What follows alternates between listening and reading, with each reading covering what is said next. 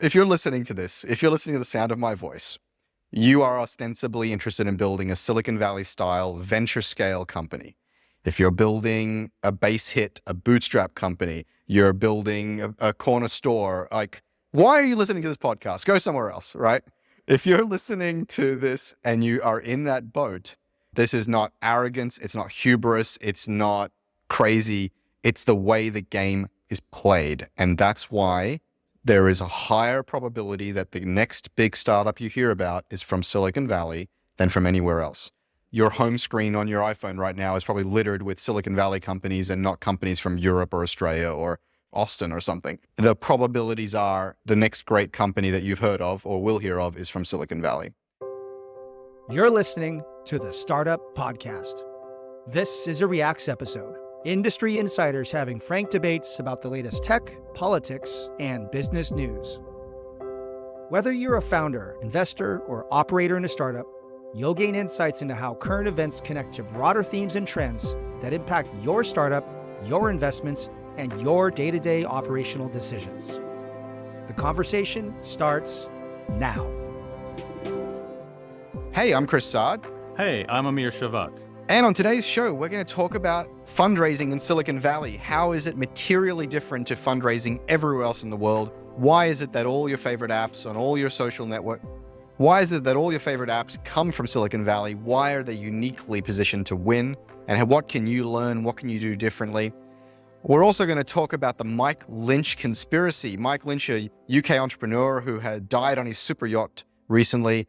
People are saying it is a mysterious conspiracy. Maybe he was assassinated by HP executives. We'll tell you the true story about that. We're also talking about Boeing's Starliner. It's stuck up at the International Space Station. The astronauts are stuck up there for months and months now. And looks like Elon Musk and his SpaceX are going to go rescue him. What does it mean for Elon's reputation and his power? And what does it mean for his increasing craziness? And how do those two things intersect? And then finally, we're going to talk about Telegram. The CEO got arrested recently in France. We're going to tell you why. We're going to tell you what we think about it. And does that really serve the cause of justice, or is it really a political maneuver? All that and much, much more on this week's show. Stay tuned.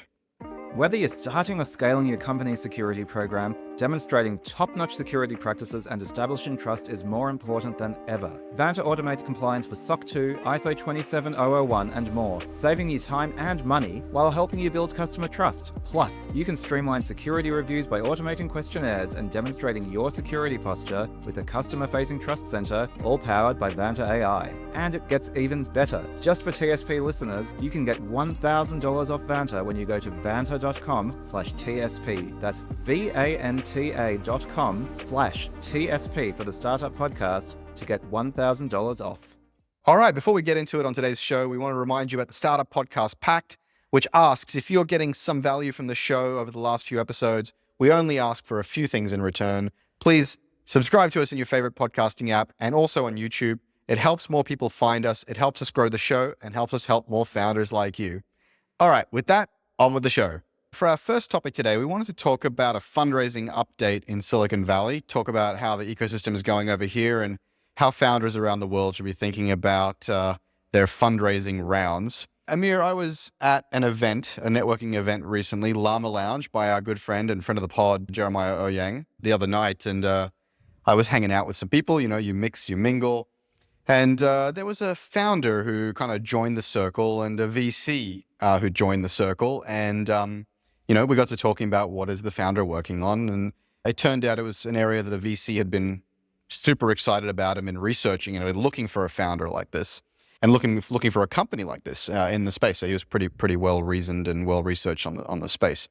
And the founder said, yeah, we're raising $1.5 million for our seed round to go do XYZ. And the investor immediately shot back, that's way too little. You should be raising $3 million. We don't want you to be out there raising again too quickly. We want you to have enough to win the category and achieve key milestones. Intuitively, and what I know of this category, $1.5 million is way too little. And that just really struck me. It struck me because, I've spent a lot of time in Australia. I've spent a lot of time advising companies all around the world, Europe, Southeast Asia, outside of Silicon Valley, in the US.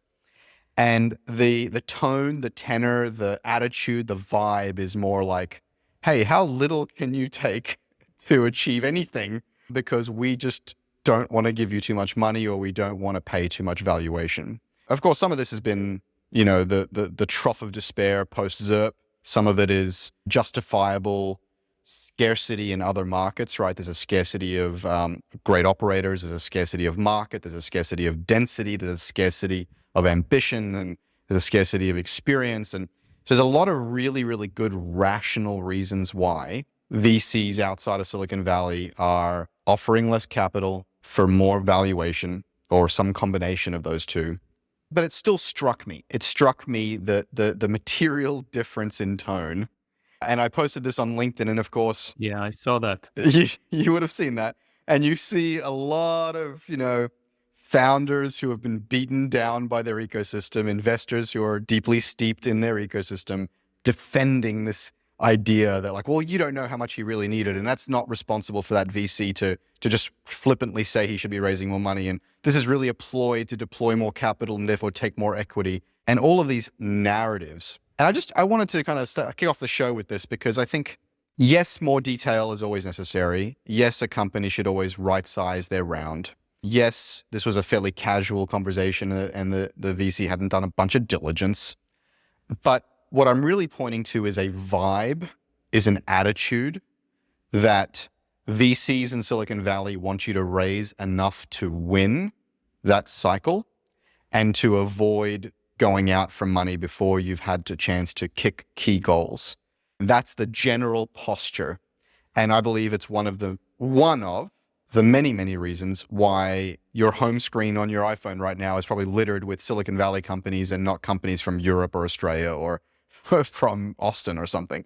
And so, not to diminish anything from those ecosystems, just the probabilities are the next great company that you've heard of or will hear of is from Silicon Valley. So I wanted to mention that. I wanted to just tell that story, but also wanted to get your thoughts and feedback. You're an investor now. You've done a lot of time in Silicon Valley. You've seen some of the other markets. What's your sense of this? Is this a real thing, or maybe do you disagree and feel like, no, this is a bit of a flippant comment and it shouldn't be kind of framed that way? It's definitely a real thing. I can tell you that we have a rule in our VC that we don't invest in anything under than $1 million. Because what we saw throughout the times is that founders that raise under $1 million are always in a constant battle to raise the next round. And if you don't give yourself enough of a breather, at least 16 months to focus on customers, you will not build a good product. You need to raise enough money to build enough product and enough market proof to be able to meet the next KPI for the next round. So let's say you are in a seed round and your next round is your A round. I would look at the KPIs, the key performance indicators that you need in order to meet the A round and calculate how much money do I need to meet that. Let's say it's $1 million. By the next round, I need to meet $1 million. So now you need to ask yourself, how much time will it take me? And can I make it faster using more money? So let's say you say, hey, if I get $1 million, then it will take me 2 years to build this and to reach $1 million of annual recurring revenue. Or I can get to $3 million and reach that same goal in 16 months. Silicon Valley is all for velocity. Silicon Valley says, hey, money is pretty cheap. Time is pretty expensive. You should get more money to pay less time. And that is the key. That is the key that a lot of people outside of the Silicon Valley don't get. I'm willing to pay more in order to bet on the successful company that has enough velocity. And I think that's a acute observation of the winners. That is why the Silicon Valley usually wins. I want to just reemphasize a number of the things you just said there because it is so damn important and so on point, right? So you are raising to hit a set of key milestones that make it possible for you to raise again. It is a multi-round game of poker. That's such an important point because a lot of people think they're raising money to launch or to build a team or to get to profitability or to do some other different thing, that you're raising capital in order to massively expand the scale and scope of your business, particularly in the area of traction. And sometimes traction is measured in revenue and sometimes it is not, in order that you can qualify for the next round. This sounds insane to so many people outside of the Valley, right? They're like, well, what if you can get to profitability with that round? And why should you aim for another round? Because you are building a venture scale company, and most, not all, but most venture scale companies require multiple rounds of rocket fuel in order to achieve escape velocity. And if you're aiming for profitability, you're aiming for the wrong thing. You're aiming for escape velocity. The famous story that, it's a cliche now. Amazon wasn't profitable for like 10 years after they're publicly listed. There's a reason for that, right? It's about optimizing for the net present value of future discounted cash flow or whatever, right? It's about how can you print massive amounts of money after you have blown through your investment in an incredible product and ecosystem and a moat and traction and so on. The other thing you said is, and this is just so important, Amir, thank you for saying it, money is cheap, time is expensive. Another way of saying that is opportunity cost is likely the most expensive thing any startup is going to encounter. Why? Because right now, the winners and losers in AI are being established. Not tomorrow, not the day after, not after they prove it in Australia, prove it in Thailand, and then eventually figure out how to make it to the US. Right now. And so the question is, are you winning now or are you losing tomorrow? And that's sort of binary. It sort of really is binary. And the final point I want to reemphasize of what you just said, you said so that you don't take your eye off the ball with your customers. And I want to quibble with one word there, not so much your customers, but with your market, right? Because too many founders, they're desperate for revenue, they're desperate for capital, they're desperate for profitability. So they'll sign any deal with any customer and do anything the customer wants because they're being quote unquote customer centric, but they're not optimizing for a market, for the next 100 or 1,000 or million users or customers. And that's, if nothing else, that's what capital really gives you, is the confidence to say no to the wrong deal, the wrong requirements, the wrong problem, while saying yes to the very, very big opportunity you've decided to pursue. And that's just, oh my God, everything. It's everything. The last thing I want to say about this, and then we can move to the next, is like, as a founder who raised money in the Silicon Valley, it's the same amount of pain to try to raise $1.5 million and 3 million. Yes. And so if you're doing the same pain, why don't you get double the value for your effort? So like putting a 3 million versus putting a 1.5 million, it's actually sometimes easier to raise a bigger round because you don't run into these type of conversations. So go and try to raise more. There's of course risks with raising a lot. Once you raise a lot, you get addicted to it. You might have too much burn rate. You might burn too much money. But as a guidance, raise enough money so that you need to comfortably focus on the market. And I love your point on the market. Comfortably focus on the market and not think about fundraising again. Yeah. So again, let me reemphasize some of those points because I love them. A lot of founders come from either personal experience or intuitive experience around like getting a bank loan, right? It's like the smaller the loan, the more likely you are to get a yes, right? So you go hat in hand to the bank and you say, can I please, sir, only have $500,000 for this house, and the bank lending to value ratio is really great and whatever. Someone in my comments even said to me, well, the payback period is going to be more aggressive. And I'm like, payback period? What the fuck are you talking about? Right? It is not a bank loan. You're not talking to a banker. You're talking to a venture capitalist. Venture means high risk. It means funding to win and funding things that are likely to fail, right? And it means funding them to win, not funding them to figure out if the founder can pay you back. The founder is either going to lose all your money or to 100x or 1000x your money. It's binary, right? Exactly. And then you said it's easier to raise 3 than 1. There are many reasons for this, but one of them is credibility. If you come to me or to you, Amir, I'm sure, and you say, I need $1 million, and you go, no, you don't. You need $3 million and you don't understand how much you need. So why would I give you this money? Because you don't understand what you need. And that money is going to be a bridge to nowhere. And so it undermines your credibility rather than makes you seem more easy to invest because the number is so small. And then the final objection I heard in the comments, you didn't mention this, that VC just wants to take more equity and dilute the founder. And again, I had a VC from Australia saying some of this, right? And I'm like, are you effing crazy? Right? A founder is only going to sell somewhere between 15 to 30% of the company. 15 if they're a rock star, 30% if they're got no pedigree, there's no competition, and the deal is shitty, right? It should have very little to do with how much they're raising. It only has to do with what is the upside of this company, what is the operational excellence of this company, what is the pedigree of this founder, what is the competition around the deal, and what do they need to win? Yep. Period. Whatever that amount is they need to win, you multiply that by the amount they're willing to sell, that's the valuation. You don't get more equity.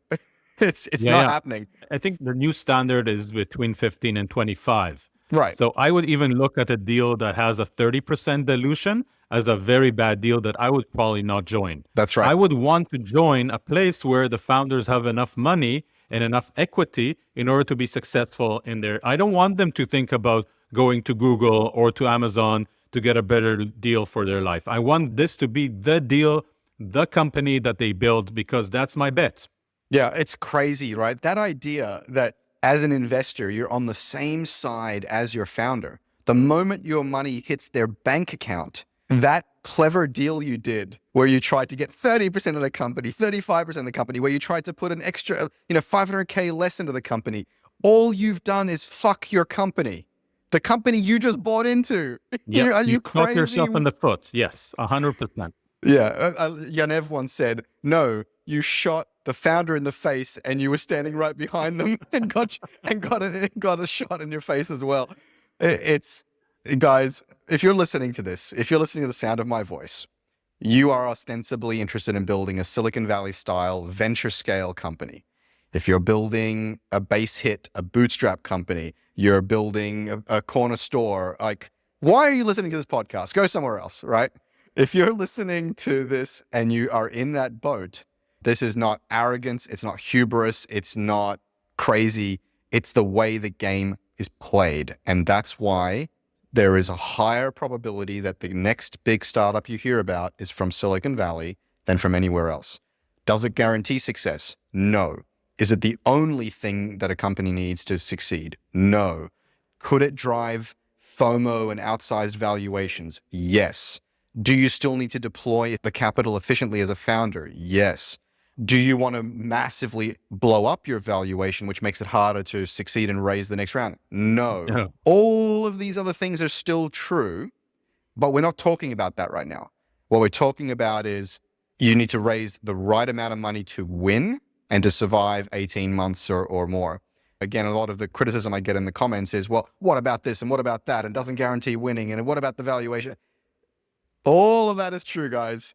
And what we're talking about is very narrowly cast, and it's also very, very true. So yes, if you don't quite get it, reach out to Amir or me, and we can talk about it some more. That's my day job. That's our day jobs. That's right.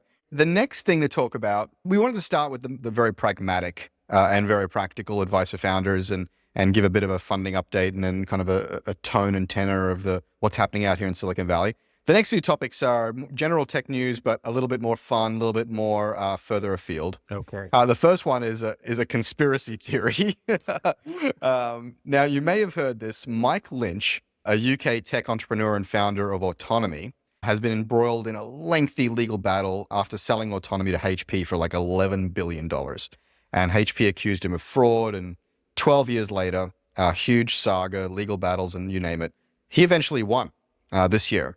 And shortly after winning that suit against him by HP, he has gone missing and actually has been found, I think, dead now, off the coast of Sicily when his super yacht sank from some freak storm that sank the yacht.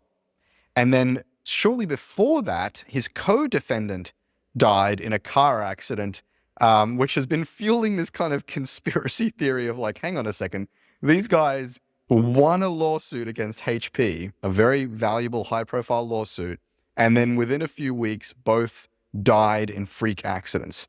Now, can HP executives or assassins orchestrate a storm to hit a super yacht? Probably not. Is this realistic? Who the hell knows? But I just thought it was funny that people are making this connection, and tragic that Mike, his co-defendant, and others, after going through this hell and coming out the other side, have been struck by this worst kind of bad luck, taking their lives, which is not funny at all. So, Amir, what's your take on this? Is it just a bit of coincidence, or do you think there's more to it? My take is that between stupidity and conspiracy, I usually choose stupidity as the choice for why things happen. I think you require a lot of brain power for conspiracy, and most people don't have the brain power to actually execute a good conspiracy, and they're much better in stupidity. So I think, like, if you get rich and you get into your super yacht and you get into a storm, you'll probably die. And that's sad and bad, but at the end of the day, I don't think HP has the ability or the will to, like, revenge. Like, if you look at the big company, people don't take things very personally. Like, you go to court, but at the end of the day, if you're a VP, your job is to get performance reviews, and if somebody pisses you off, you write them a bad memo or you bitch about it on Twitter. You don't get an assassin to get to sort some sort of super yacht conspiracy. So I think the ability of people to actually be angry enough in big corporate America is more or less a bad subtweet or some sort of, like, bitching about that person in their yacht club, not making the yacht sink. Yeah, this is similar to what I always talk about on the show, like between malevolence and incompetence. It's usually incompetence, right? 100%. Right. It's usually some engineer, executive, product manager, group product manager, VP, trying to hit their OKRs. They released the wrong thing in the wrong way at the wrong time. I mean, it's usually just some people trying to get home to their kids. 100%. Now, again, I'm not advocating one way or another. I just think this is a fun topic to talk about in the show. Apparently, Lynch had deep connections with UK and US intelligence communities through some venture called Dark Trace, which led some speculation about espionage-related motives behind this. So I definitely agree with you. This is not the way corporate America works. Maybe it's the way spycraft works and US, UK intelligence works. It's tough to say why the timing with the lawsuit and, like, why they would choose after a lawsuit to do some action against him. That seems a bit weird, except maybe to have the conspiracy point to HP instead of them or something. But yeah, it's probably a weird, bizarre confluence and coincidence of things. I don't know that there's much more to it. I agree. Over 7,000 global companies like Atlassian, Dovetail, FlowHealth, and Quora all use Vanta to manage risk and prove security in real time. Why aren't you? Get $1,000 off Vanta when you go to vanta.com/TSP. That's VANTA.com/TSP for the Startup Podcast to get $1,000 off. Now, let's talk about something that is less conspiracy and more competence, definitely in the camp of competence. As many of you may have heard, NASA has assigned 2 contracts to 2 vendors to start building spacecraft for them, SpaceX and Boeing. We all know Boeing has been going through a hell of a lot of trouble with their planes and their general reputation around quality. Yep. Boeing developed the Starliner spacecraft, which took a couple of astronauts to the ISS. They were supposed to be there for, like, I think 4 or 5 days. They had all manner of problems before that launch, immediately as they were docking with the station, helium leaks and so on. And they've just been stuck there for months. Basically, NASA and Boeing are saying, we don't know that it's safe yet. We're running system checks. We're doing, modeling. We're trying to figure out what's going on. And these astronauts have been stuck up there for months. Now, the latest news, I think this week, is that due to these issues, NASA has bitten the bullet and basically declared the capsule, the Starliner capsule from Boeing, unfit for flight, crewed flight. And they have turned to SpaceX Crew Dragon to go and basically rescue these astronauts in a mission that's scheduled for February 2025. So that they will have been there for 9 months by the time they get rescued by SpaceX. So this is a huge ding to Boeing's reputation. I think more interesting for us on this show, we've sort of had a Elon segment every week just because he keeps inserting himself into the headlines. To me, this story is about further bolstering Elon's power as it relates to strategic assets in the United States, whether it is Starlink or SpaceX or some of the energy projects and other things that he's doing. He is becoming increasingly unhinged and at the same time becoming increasingly untouchable. And that, I think, is a fascinating phenomena, A, and B, I think a little bit dangerous to have so much power concentrated in one person's hands. And I don't mean power like Mark Zuckerberg kind of algorithm power. I mean like hard power, physical, national security power around space tech and satellite internet and so on. Yep. Amir, you've met the man. He personally basically fired you from Twitter, so you're biased. But you also have a good insight that I think a lot of people pontificating about him don't have. What's your thoughts about this whole thing, from Boeing all the way to Elon's power? So I don't think Elon has anything to do with Boeing's incompetence. I think Boeing is just not in the same velocity and quality as SpaceX. So SpaceX seems to be a better company. And if that company would not be belonging to Elon, we would all be saying, yeah, SpaceX is the savior. So I think that from that perspective, I really like the company SpaceX, and I love what they're doing. And Me too. They're innovating in the right way. For me as a geek and as a American citizen, they're doing the right thing. I think the key with Elon is that it is very risky to connect the two things that you talked about, being unhinged and being a lot of power. And I'll add to that the continued effort to influence government election. So in the last 2 months, we've seen Elon actively promote Trump on his own platform X.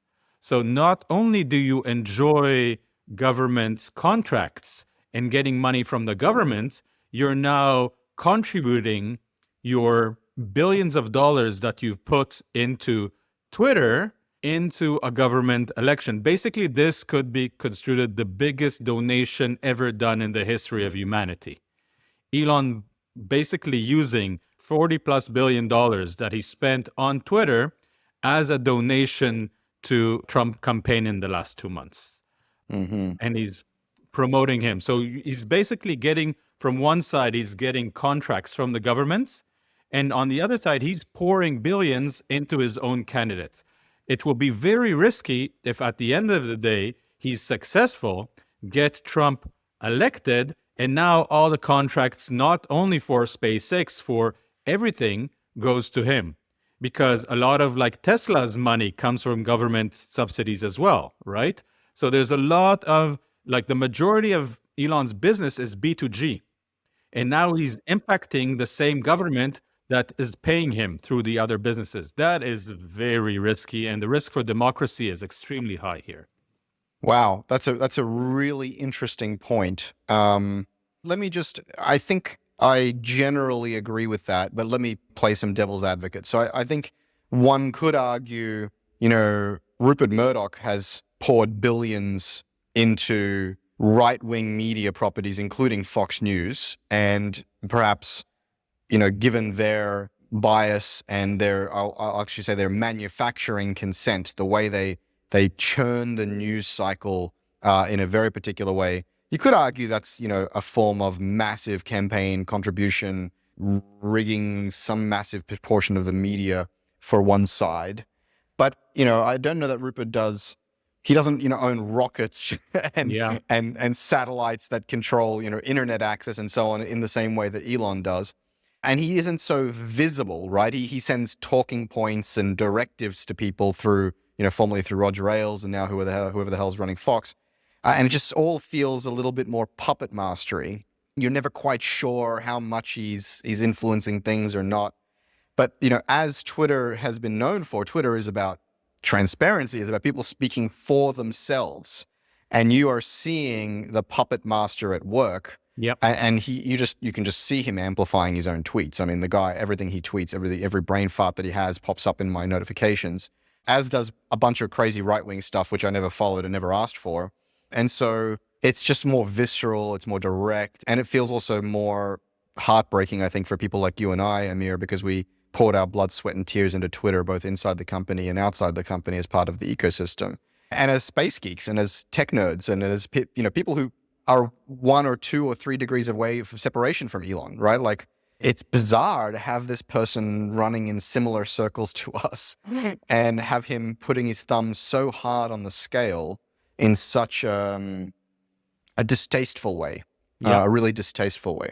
Now, another devil's advocate, I think he would argue, as he has recently, this is not political for him. It's about the woke mind virus and about his child. Last episode, I mentioned the gender of the child, and I was called out for that because I was just repeating Elon. He called him his son, and this child is a woman. Elon refers to his child as a boy, and I was repeating Elon's comments. But he has mentioned that his child has been harmed by, he believes has been harmed by transgender and by what he calls the woke mind virus. Now, putting entirely aside if you agree with that framing or not, or you agree with his characterization or not, he believes it to be a personal crusade against this kind of harm, what he classifies as harm. And so he would argue, it's not about government contracts, it's not about money. He was up on stage telling the advertisers to go fuck themselves. He's like, it's not about money. It's about what's right, is what he would probably argue. Look, I do think it's personal for him. And I also think he is revealing himself to be somewhat of a hypocrite. I think his policies on Twitter are hypocritical. He's acted with personal bias and malice against people while claiming free speech. The Tesla factory, I just heard about this, had cleared crap loads of trees to build a gigafactory with very little consideration for sustainability. I really do think that some of his mission-oriented companies, some of that is revealing itself to be really great cause marketing. Yeah, I think it's all marketing. And if you look at this, he's basically doing this campaign, even if it's personal. He's pouring money into Trump's campaign. He's influencing.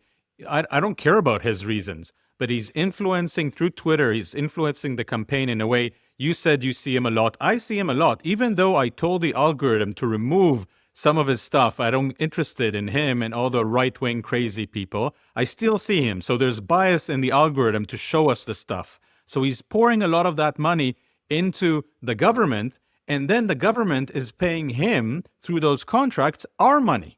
right. So that's the problem. Like, he's spending his money to make the influence, but he's getting back our tax money. That is wrong. And I don't care what his reasons are. If you have government contract, you should stay away from politics, because what you're getting back is both Republican and Democratic money backed into your companies. If you want to own the town square and make the town square a place for free speech, you also get your thumb off the scales and let people have a conversation, right?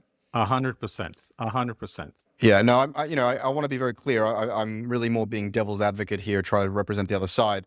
I really do think the tone, the tenor, the texture of how he's behaving, putting aside the politics, is in some cases disgusting. And also the politics of some of it, I just don't agree with. I think there is a kernel of truth to some of the things a Trump or an Elon say, but the way they say it and their prescriptions are untenable and unjustifiable.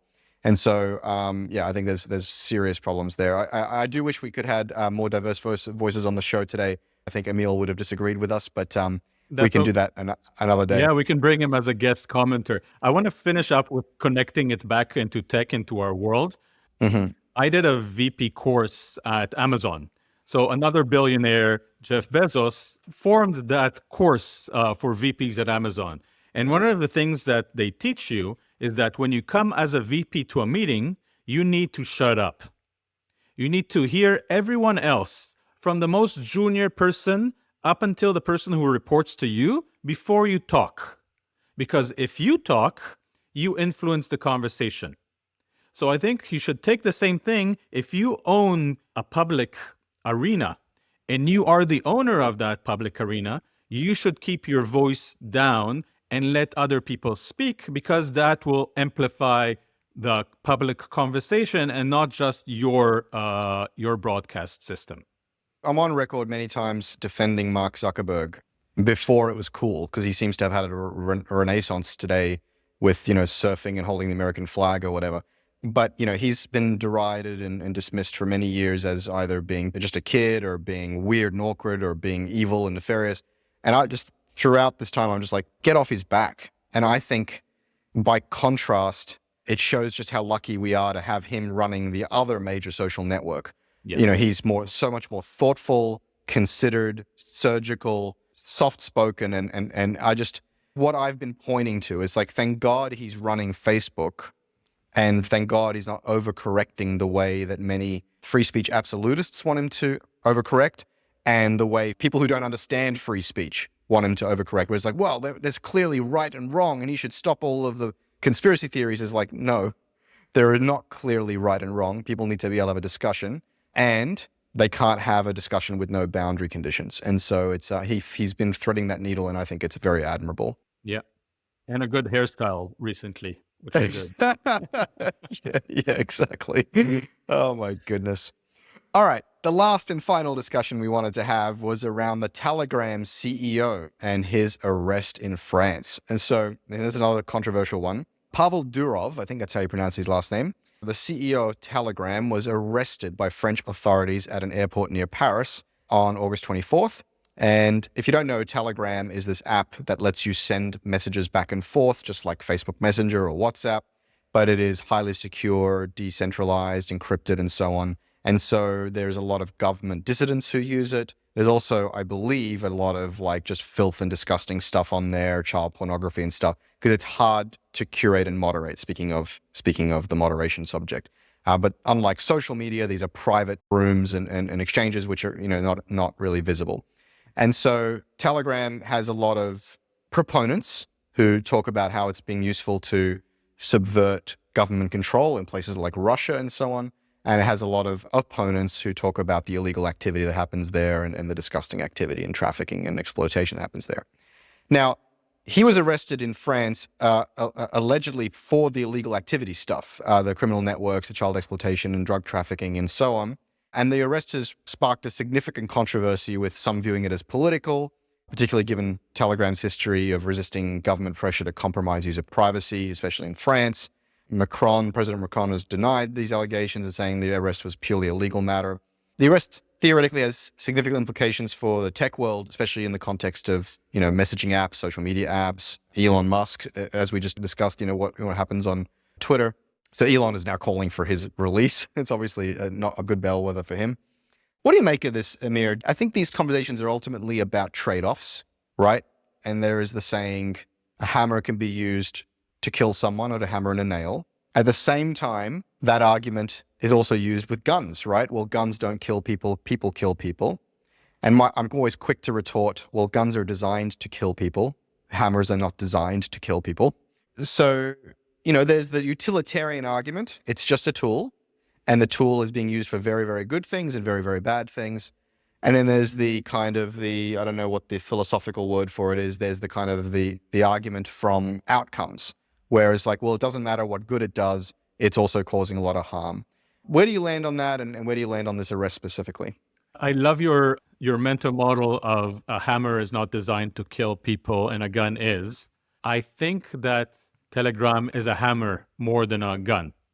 Like, I use Telegram every day to speak to my family, to talk to colleagues. It's a messaging tool that a lot of people who are security minded like using. I definitely don't feel the urge of sending illegal content there. I definitely don't use it to get illegal content or do illegal content. It's more like an email, but very, very secure. So you wouldn't say an email is the perfect vehicle to do illegal actions, right? So I say, if you look at this litmus test, it's definitely not a tool that was designed for evil. It was designed for very secure communication. And when you have very secure communication, you have regular communication, you have legal communication, and you have illegal communication.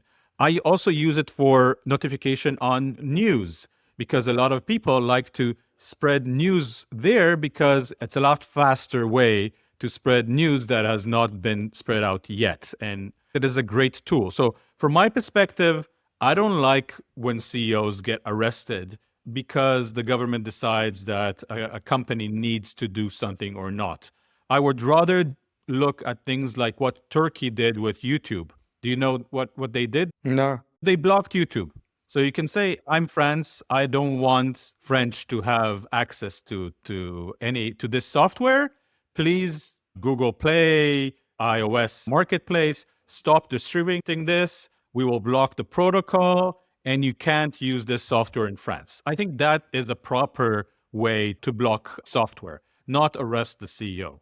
I think if you arrest the CEO, you create the fear that CEOs will have that if a country doesn't like what you're doing and your strategy in your company, they can arrest you. And that is, I think that's unhealthy to innovation globally. Now, it could be that this particular person has done things that are illegal, and then you should probably arrest them. But as a strategy, if a country doesn't like what Google does, they should block Google rather than arrest their executives. So a few points worth noting. So I believe he's a French citizen. And so, that I guess puts him within their jurisdiction in a way that maybe a US CEO isn't. The company is based in Dubai, but its app servers are spread all across the world with several data centers, I think intentionally to try to avoid any one jurisdiction being able to control access. But it is worth noting that he's a French citizen. It's also worth noting that, again, this is purely devil's advocate. While he himself maybe didn't send child porn on Telegram, I think the French authorities would argue that he's facilitated illegal activity on his tool. But I tend to agree with you that human beings, in order to live inside something that can be qualified as freedom, must have privacy and must have methods of communication that are fundamentally private. And that's why, I'm a big fan of Apple's, very private approach on the iPhone, although I do think they take that a bit too far and it's going to bite them in the ass for the AI strategy. And I do believe that Telegram and Signal are very, very valuable despite the unintended, inevitable use of those tools for illegal and disgusting things. This is a little bit of my argument about defending Facebook, as I have a number of times, which is when you build powerful tools, those tools will be used for ill. And yes, some of these companies that cross the line into media companies or media platforms or media surfaces, even social media, do thoughtful curation. But when the product and the company looks more like a communications tool, where the pipes have no opinion about the content, as with email, as with Messenger and SMS, I do think they are squarely in the land of moderation zero and accountability zero, and in the land of social good that people should be allowed to gather and have private conversations.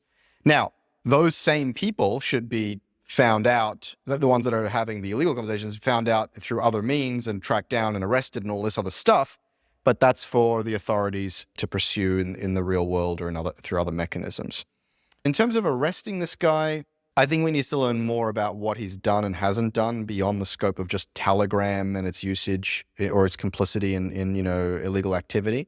But if it just comes down to Telegram facilitates private chat rooms where illegal activity happens to occur, then I think that's something that is not right and just. So yeah. The UPS should be sued as well, and every other means that lets you send private information that could be construed as illegal activity should be sued as well, right, alongside their owners, right? It's kind of like the argument of like Bitcoin is only used for scammers and child porn. Well, so is US dollar. I mean, it's used by scammers and child porn as well, right? Yeah. Like, and so is, as you just said, the mailman, right? And so this tendency to focus on tech just because it's more efficient is really interesting, right? Yes, it's a superpower, and yes, the leverage is much, much higher. And yes, therefore the blast radius is much, much bigger. But that's a difference in scale, not a difference in style. Exactly. And that's an important distinction to be aware of. Now, it may still require a difference in response, but just don't pretend that it's a difference in substance. It's a difference in scale. And that's an important nuance for everybody to remember. All right, Amir. Well, this has been a really fun conversation, as always. Thank you so much for joining me and putting your very forthright opinions on the record. As usual, it'd be awesome if people can find you on the internet. How can they reach out to you to follow your work, maybe to let you know about their startup for investment and so on? You can find me on LinkedIn, on Blue Sky, on Facebook as Amir Shevat. And you can find me on all the social media at Chris Saad or on my website, chrissaad.com and chrissaad.com/newsletter. All right, guys, thanks so much for joining us. We'll catch you in the next one. Bye-bye. Bye-bye. Today's episode of the Startup Podcast was brought to you by Vanta. Vanta automates compliance for SOC 2, ISO 27001, and more, saving you time and money while helping you build customer trust. Plus, you can streamline security reviews by automating questionnaires and demonstrating your security posture with a customer-facing trust center, all powered by Vanta AI. Over 7,000 global companies already use Vanta. Why don't you? Get $1,000 off Vanta when you go to vanta.com/TSP. That's VANTA.com/TSP for the Startup Podcast to get $1,000 off.